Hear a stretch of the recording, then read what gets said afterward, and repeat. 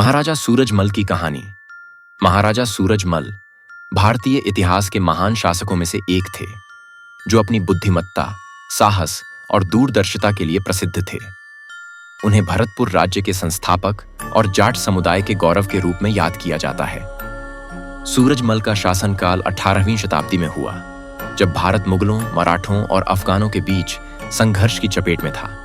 उनकी कहानी साहस, रणनीति और जन कल्याण की मिसाल है। प्रारंभिक जीवन और पृष्ठभूमि। सूरजमल का जन्म 13 फरवरी 1707 को जाट शासक बदन सिंह के घर हुआ। बदन सिंह जाट समुदाय के मुखिया थे और उन्होंने मुगल साम्राज्य की कमजोरी का लाभ उठाकर भरतपुर क्षेत्र में अपनी पकड़ मजबूत की। सूरजमल ने अपने पिता के कार्यों को आगे बढ़ाने का संकल्प लिया और अपने अद्वितीय नेतृत्व कौशल के कारण जल्दी ही अपनी पहचान बना ली। भरतपुर राज्य की स्थापना। सूरजमल ने 1733 में भरतपुर राज्य की स्थापना की। यह वह समय था जब मुगल साम्राज्य कमजोर हो चुका था और कई स्थानीय राजाओं ने अपने अपने क्षेत्रों में स्वायत्तता की घोषणा कर दी थी।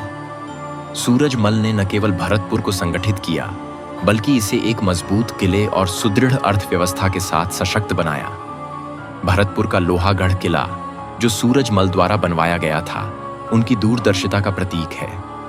यह किला अपने अद्वितीय निर्माण के कारण अजेय माना जाता था। किले की दीवारें मिट्टी और पत्थर से बनी थीं, जो तोपों के हमले को झेल सकती थीं।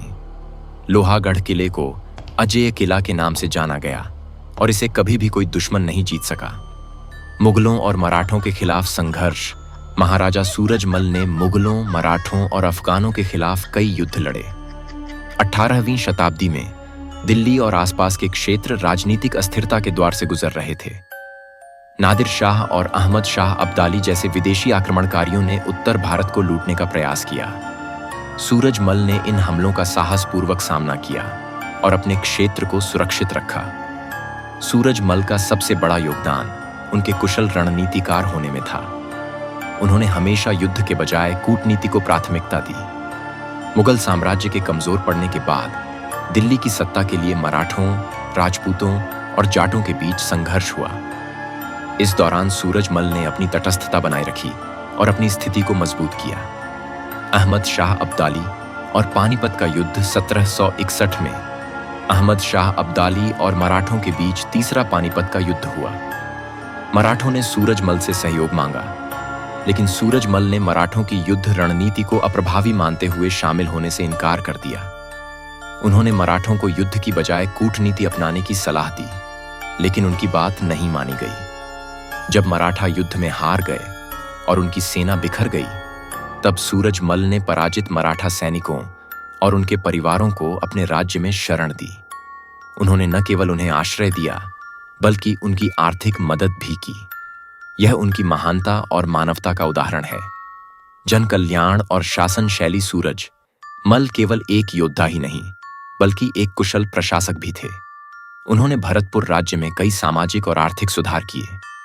उनकी शासन शैली जन कल्याण पर आधारित थी।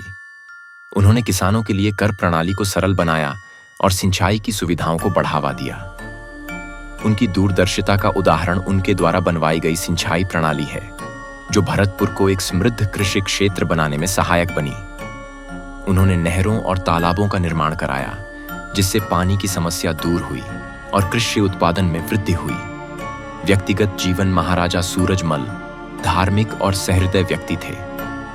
वह सभी धर्मों का सम्मान करते थे और उनकी प्रजा में हिंदू और मुस्लिम दोनों शामिल थे।